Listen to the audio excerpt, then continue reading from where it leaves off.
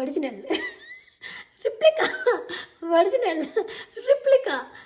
నాకేమో చిటికలు రావట్లేదు పోనీ చేద్దామన్నా కూడా.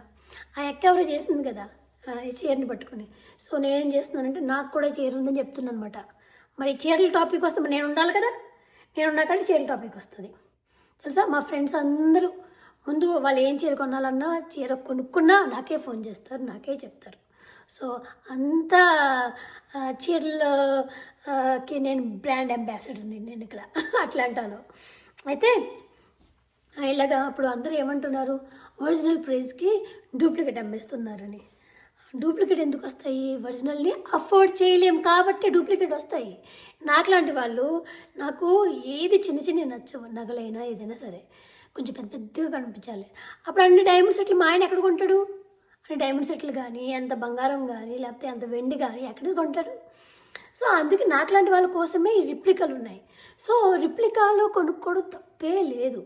సో నువ్వేమంటున్నావంటే 6,000 3,000కి అమ్ముతున్నారు, లేకపోతే రిప్లికాని కూడా 6,000కి అమ్ముతున్నారా? అది వాళ్ళు కన్ఫర్మ్ చేసుకుంటారు కదా. నువ్వెందుకు ఇలాగా ఇది ఒరిజినల్ రిప్లికా అంటూ అట్లా చేయడం? అలా అనుకోకూడదు కదా.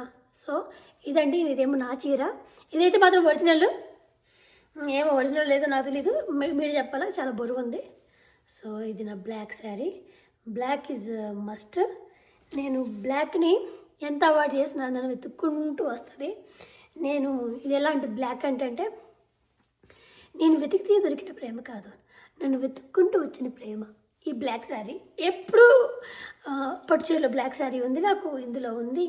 ఇంకా మామూలుగా వేరే వేరే వాటిల్లో కూడా ఉంది. ఆర్గాంజాలో కూడా నాకు బ్లాక్ శారీ ఉంది. సో ఈ బ్లాక్ ఏంటో గిఫ్ట్లోనో లేకపోతే ఏదో రూపంలోనో, గిఫ్ట్లు అవి డిఫరెంట్ యాక్చువల్లీ, కానీ మనకి ఏది ఇచ్చినా ఫ్రీగా తీసుకుంటాము. సో అట్లాగా నాకు ఏదో ఒకటి వస్తూ ఉంటాయి. సో ఇదండి నా చీర topic. So please do watch and subscribe to my channel. మనం ఉన్నక్కడ చీర ఉంటుంది, చీర ఉన్నక్కడ మనం ఉంటాం. అంతే. బాయ్.